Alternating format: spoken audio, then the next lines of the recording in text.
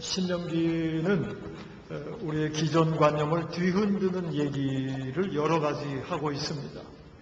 오늘 본문은 인과응보라는 우리 인간들이라면 누구나 다 가지고 있는 인과응보라는 기존관념을 뒤흔드는 그런 말씀입니다. 인과응보에 대해서 아시죠? 잘하면 좋은 결과를 얻고 잘못하면 나쁜 결과를 얻는다. 이것이 인과응보의 내용이죠. 더 짧게 표현하면 심은 대로 거둔다. 이것이 인과응보의 핵심 내용입니다. 우리 인간들은 그러한 인과응보의 관념을 가지고 이 세상을 살고 있습니다. 그런데 성경은 오늘 본문은 인과응보의 관념을 흔들고 있다는 얘기입니다. 그렇다고 해서 이러한 인과응보라는 기존관념을 우리 인간이 쉽게 부인할 수 있는 그러한 가벼운 원칙은 아닙니다. 우리의 생각이나 판단은 물론 감각까지도 사실은 인과응보의 법칙에 의해서 지배받고 있습니다. 그런데 성경은 곳곳에서 또 오늘 본문에서 그러한 인과응보의 원칙에 매여 있으면 하나님의 깊은 진리에 대해서 알 수 없다고 선언하고 있는 것입니다. 이제 오늘 본문이 무엇을 말하고 있는지를 조금 더 가까이서 살펴보도록 하겠습니다. 이스라엘 백성은 꿈에도 그리던 땅, 가나안 땅을 눈앞에 두고 있습니다. 그 땅을 정복하기 위해서 전쟁을 해야 하는 그런 시점에 도달했습니다. 그런데 그 땅을 잘 보니까 성읍들이 크고 성벽은 하늘 끝에 닿을 정도로 높고 견고했습니다. 더구나 그곳에 사는 사람들을 잘 보니까 아낙 족속들인데 그 아낙 족속은 예로부터 거인 족속으로 유명한 족속이었습니다. 도저히 전쟁에 승산이 없어 보입니다. 그래서 이스라엘 사람들은 말을 합니다. 그것이 2절입니다. 크고 많은 백성은 네가 아는 아낙 자손이라. 그에 대한 말을 네가 들었나니 이르기를, 이스라엘 백성들이 말하기를 누가 아낙 자손을 능히 당하리요 하거니와. 성읍도 넓고 성벽도 든든하고 높이 쌓아져 있고 그 안에 사는 족속들은 거인 족속이고, 그래서 누가 저 아낙 자손을 당하리요? 이렇게 얘기하고 있다는 것입니다. 전쟁을 해서 이길 자신이 없는 그러한 상황입니다. 그러나 3절에 보면 하나님께서는 그들을 멸하사 이스라엘 눈앞에서 엎드러질 것이라고 말씀하고 계십니다. 이스라엘의 통쾌한 승리를 예언해주고 계시는 것입니다. 이렇게 어려운 상황에서 통쾌한 승리를 얻게 되면 자연스럽게 드는 생각이 있습니다.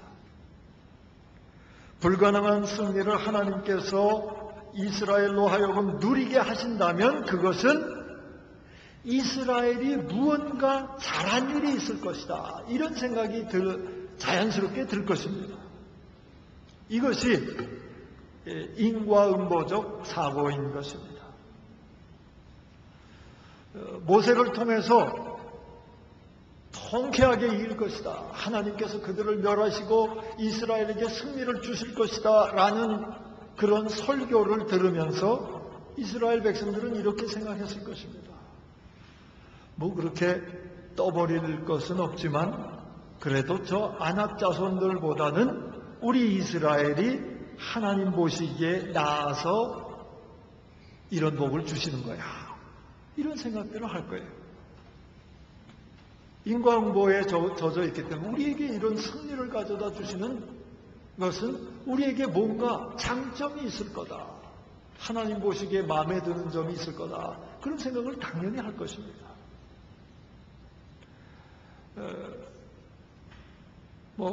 겉으로는 그렇게 떠버릴 일은 아니지만 이러고 얘기를 하겠지만 실상은 그런 생각으로 우리가 뭔가 나은 게 있기 때문에 하나님이 이런 승리를 주시지라는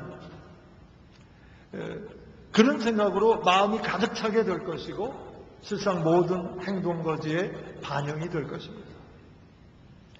이것이 바로 인과응보에 젖은 인간의 모습이고 인간의 본성적인 모습이라고 볼 수가 있습니다. 이러한 모습은 3000년 전에 이스라엘 백성에게만 있었던 것이 아니고 오늘날 우리도 이러한 인과응보 관념에 흠뻑 젖어 있을 때가 많이 있습니다. 내가 지금 이 정도 누리는 것은 뭐니 해도 내가 그만큼 노력한 결과야.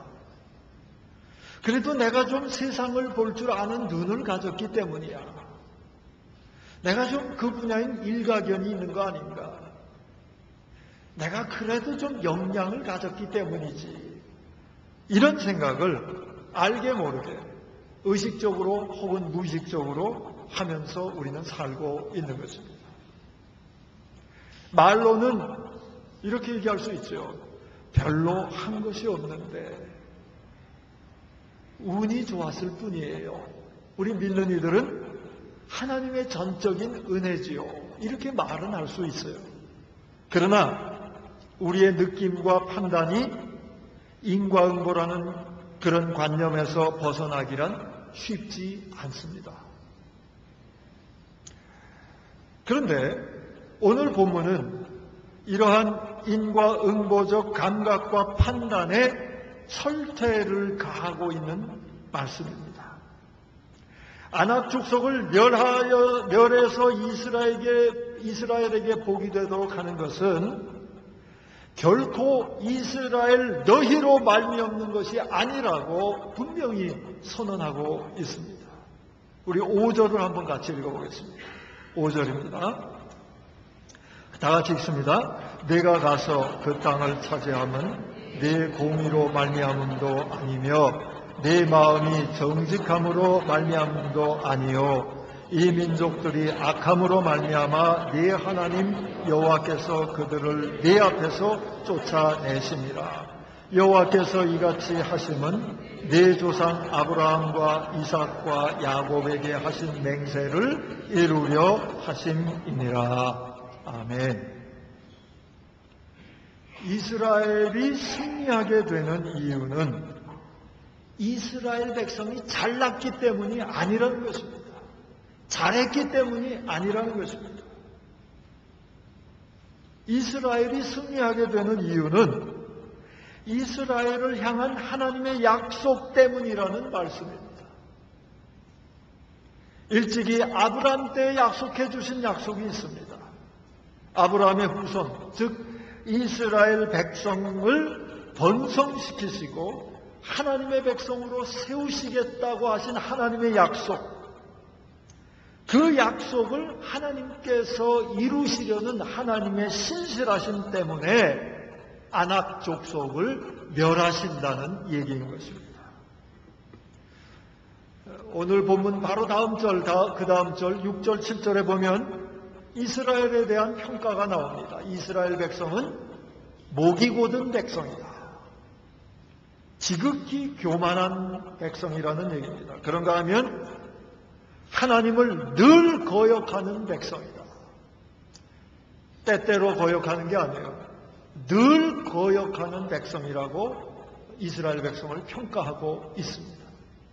그렇기 때문에 이스라엘 백성 역시 아낙 족속과 마찬가지로 심판을 받아야 하는 족속임에도 불구하고 하나님의 신실하심 때문에 이스라엘에게 승리를 가져다 주신다는 말씀인 것입니다.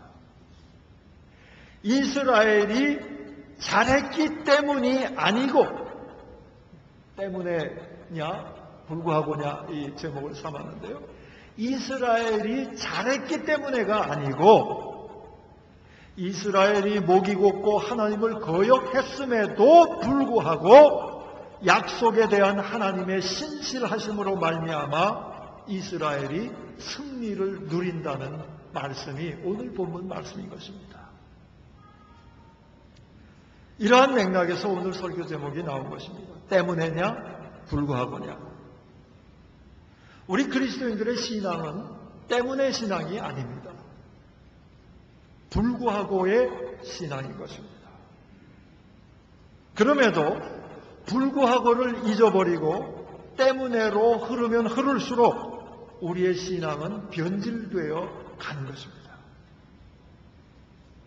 오늘 본문은 우리가 잘 될 때, 우리가 뭘 누릴 때, 복을 받을 때 인과응보의 시각으로 바라봐서는 안 된다는 말씀입니다. 우리가 잘나서 좋은 결과를 얻었다는 느낌과 생각은 하나님의 뜻에서 벗어날 수 있다는 것을 경고하고 있는 말씀인 것입니다. 그럼에도 우리는 얼마나 인과응보의 사고방식에 젖어서 살고 있는지요. 오늘 메시지의 시각으로 보면, 우리의 삶을 돌아보면 참 두렵고 떨리는 일이 많은 것을, 의외로 많은 것을 발견하게 됩니다. 성공한 남편은 자기의 잘남 때문에가 아니라 자기의 부족함에도 불구하고 아내가 헌신적으로 내조했기 때문이라고 얼마나 실제적으로 인정하고 있는지를 살펴보아야 할 것입니다. 남편과 아내를 바꿔서도 우리는 살펴보아야 합니다. 나아가서 부모와 자식, 자신과 사회 혹은 국가, 성도 각개인과 교회, 이런 모든 분야에 때문에가 아니라 불구하고의 시각으로 다시 바라보라는 하나님의 음성이 바로 오늘 본문 말씀인 것입니다. 2008년 어느 통계에 의하면 1년에 자녀가 부모를 찾아뵙는 횟수가 OECD 국가들 중에서 한국이 꼴찌라고 합니다. 한국의 노부모가 세계에서 가장 쓸쓸히 지낸다는 뜻입니다. 못 살기는 해도 부모 공양에 있어서는 우리나라가 최고라는 자부심이 있던 그런 시대에 살았던 제가 저의 짧은 한 인생 속에서 최악의 부모 공양의 시대에 또한 살고 있습니다. 그리고 사랑과 희생을 가장 많이 받은 자로서 최악의 부모 공양을 하는 대표적인 모습을 바로 제가 가지고 있습니다. 지금의 축복이 자기 때문이라는 잘못된 인과응보에 젖어 있지 않고는 생길 수 없는 현상입니다.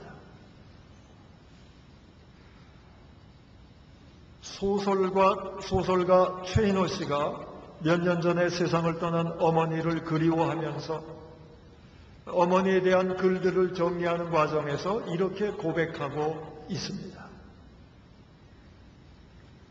어머니에 관한 글을 묻고 원고를 정리하면서 많이 울었다.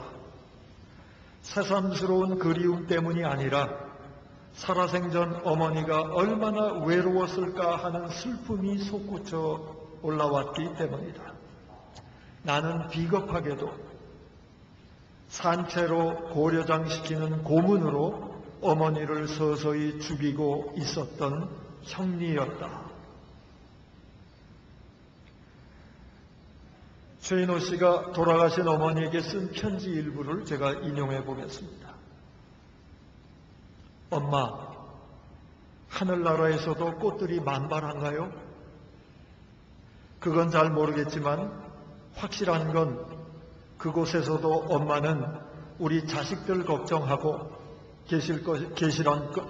자식들을 걱정하고 계실 거란 거예요. 참 신기해요. 세탁기도 전기밥솥도 학교 급식도 없던 시절 그 많은 아이들 밥 먹이고 빳빳하게 풀 먹인 교복 입히고 도시락을 몇 개씩 싸서 키우면서도 누룽지도 튀겨 놓으시고 헌 털실 풀어서 스웨터도 짜주셨잖아요.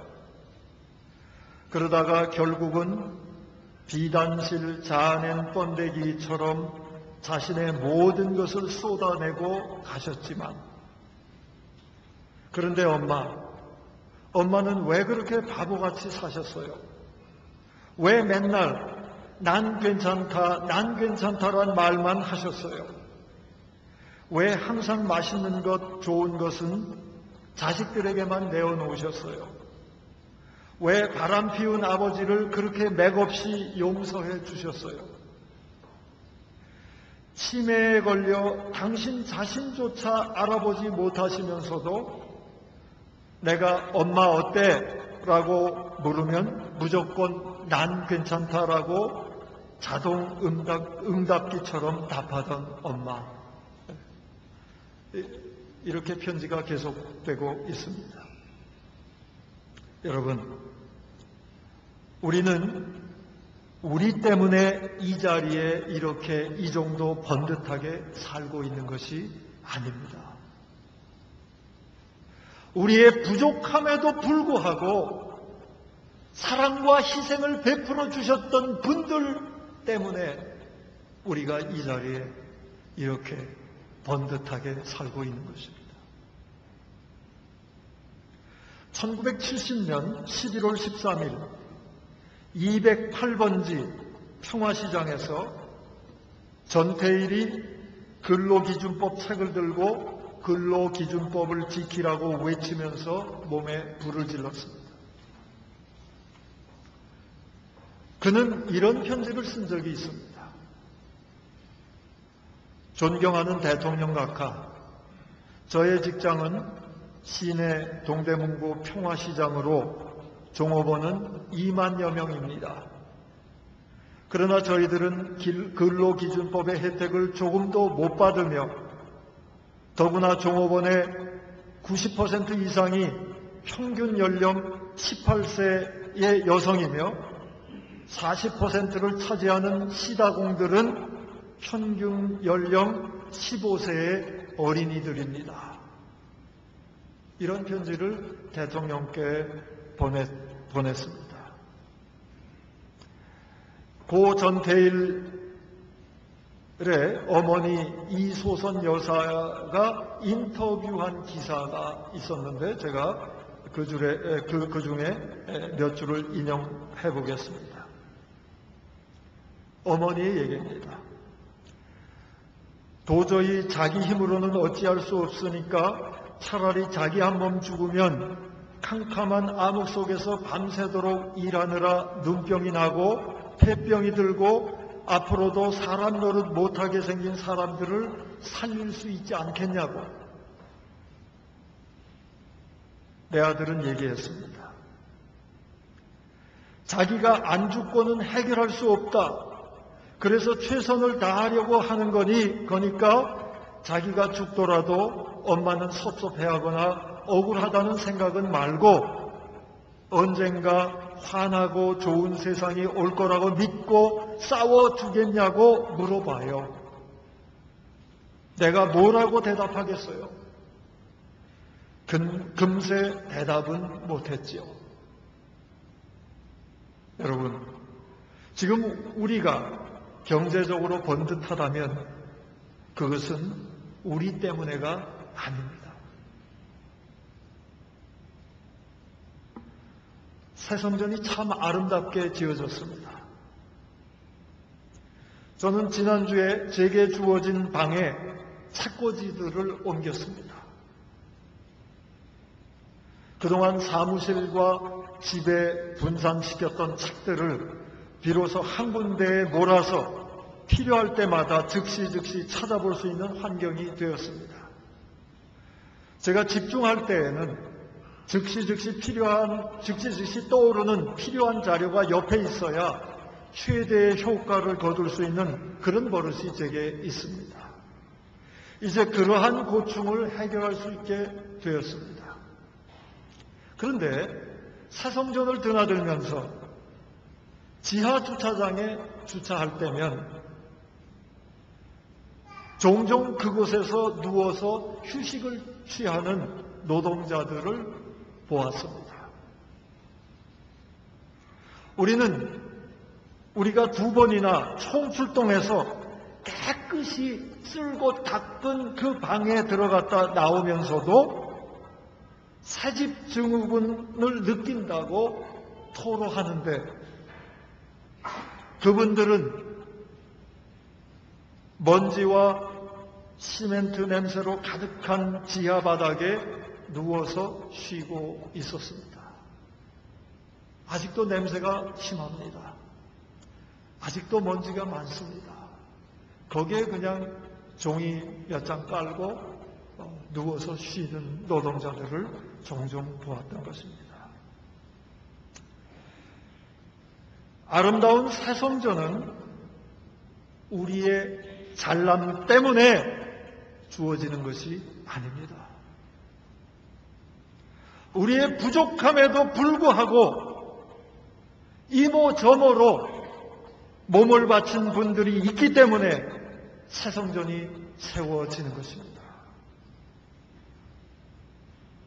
그럼에도 새 성전을 향한 하나님의 뜻을 헤아리기보다는 여전히 자기 중심적인 감정과 사고에서 헤어나오지 못하는 우리의 부족함에도 불구하고 그렇게 아름다운 새 성전을 하나님께서 주시는 이유는 우리 싱가포르 한인교회를 향해서 주신 하나님의 약속을 지키시고자 하시는 하나님의 신실하심 때문인 것입니다. 나아가서 그렇게 하나님이 신실하게 약속을 지켜주실 테니까 비전을 이루겠다고 하나님 앞에서 다짐한 우리 성도들을 향한 하나님의 기대가 담겨져 있는 그런 곳이 바로 새 성전인 것입니다. 하나님께서는 성경을 통해서 말씀하십니다. 우리에게는, 우리 믿는 이들에게는 다시는 슬픔도 아픔도 죽음도 없는 새 세계가 주어질 것이다. 요한계시록에 있는 말씀입니다. 참 일이 왜 이렇게 되었을까? 왜 이렇게 꼬였을까? 아무리 생각해도 자기 힘으로는 도저히 풀 수 없고 회복할 수 없는 일들도 하나님께서 친히 회복시키실 때가 오리라는 것을 많은 예언자들을 통해서 예언해 주셨습니다. 우리가 그토록 사모하는 영원한 생명을 주시겠다고 예수 그리스도를 통해서 말씀해 주셨습니다. 그럼에도 요즘은 이런 말씀들을 믿지 못하는 신앙인들도 적지 않은 것 같습니다. 왜 그렇습니까? 인과응보에 푹 젖어 있기 때문입니다. 자기가 한 것 이외에는 더 받을 수 없다는, 심은 대로 거둔다는 그런 사고에 빠져 있기 때문에 믿음을 가질 수가 없는 것입니다. 겉으로는 고백하지요. 그러나 진심으로 새하늘과 새 땅,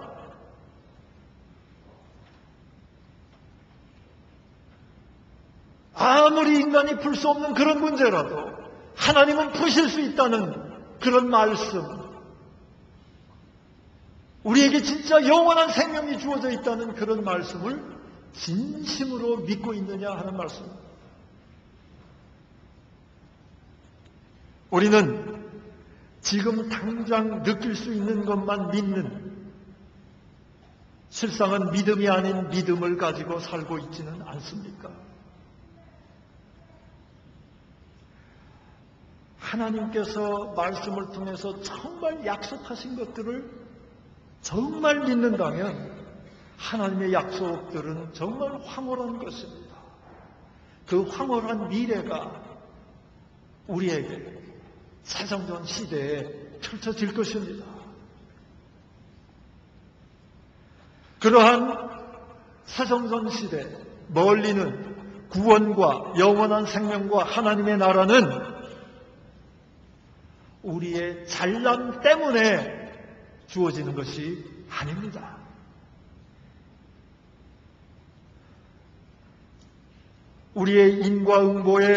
우리가 인과응보의 원칙에 젖어서 우리의 미래가 우리 때문에 주어진다고 본능적으로 생각하고 있기 때문에 그런 놀라운 미래의 세계를 실감하지 못하는 것이 참으로 안타깝습니다.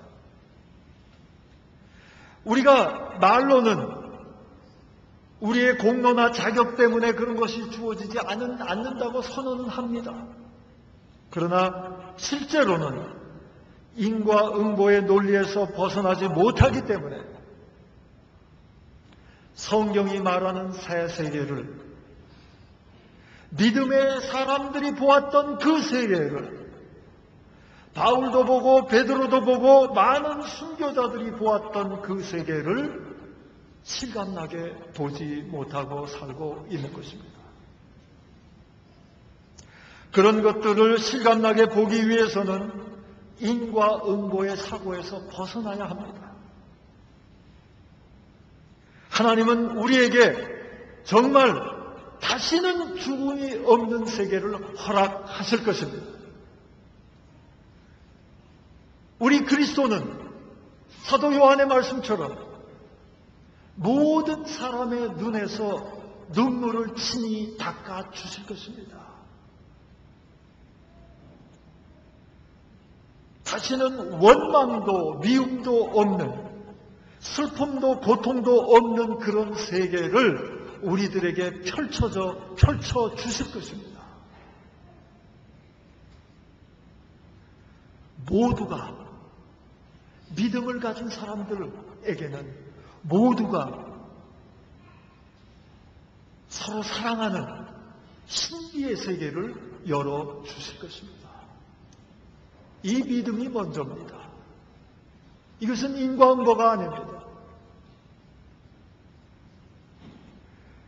그러한 하나님의 약속을 철저히 먼저 믿는 사람들에게는 이 세상에서도 그런 신비한 세계를 맛보며 살도록 인도하시는 하나님이 우리의 하나님이신 것입니다. 그 증거가 믿음의 선조들인 것입니다. 그 세계는 우리의 잘남 때문에가 아니라 우리의 죄악에도 불구하고 예수 그리스도가 십자가에서 피 흘리시면서 돌아가시면서까지 그 죄악의 대가를 치러 주셨기 때문에 주어지는 것입니다.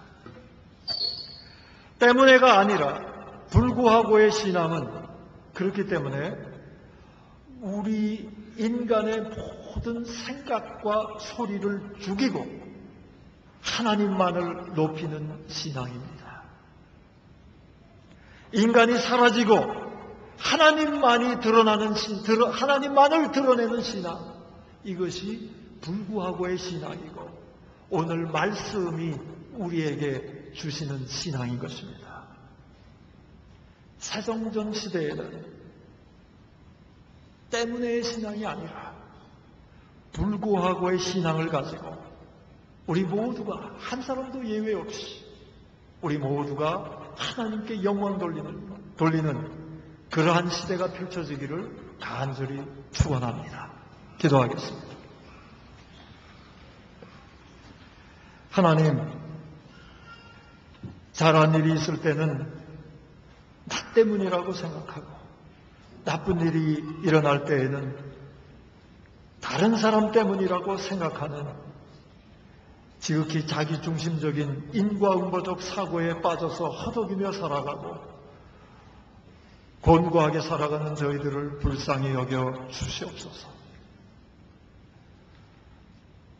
나의 잘남 때문이 아니라 나의 부족함에도 불구하고 하나님께서 은혜 주시기에 우리에게 새 세계가 열림을 믿고 발걸음을 내디딜 수 있도록 우리의 신앙을 지켜주시고 우리의 연약함을 회복시켜 주시며 성령님께서 친히 주관하셔서 우리의 손을 붙잡아 이끌어 주시옵소서. 이 세상에 인과응보 때문에 상처 입고 힘들어하고 어려움 겪는 많은 사람들이 있습니다. 이 싱가포르에도 똑같은 양의 땀을 흘리고 애쓰면서도 여러 가지 인간이 설정해 놓은 인과응보 때문에 제대로 대가를 받지 못하고 어려움 속에 살아가는 우리의 이웃들도 있습니다. 아버지 하나님, 이러한 세상에 우리 스스로 우리의 부족함에도 불구하고 하나님께서 은혜 주셨다고 고백하며 그 은혜를 풍성히 나누어주는 우리 싱가포르 한인교회 될 수 있게 해 주시옵소서. 새성전 시대에는 정말 그러한 은혜를 샘처럼 길어올리며 그 은혜의 샘물을 주변을 향해서 공급하는 우리 싱가포르 한인교회 되게 해 주시옵소서.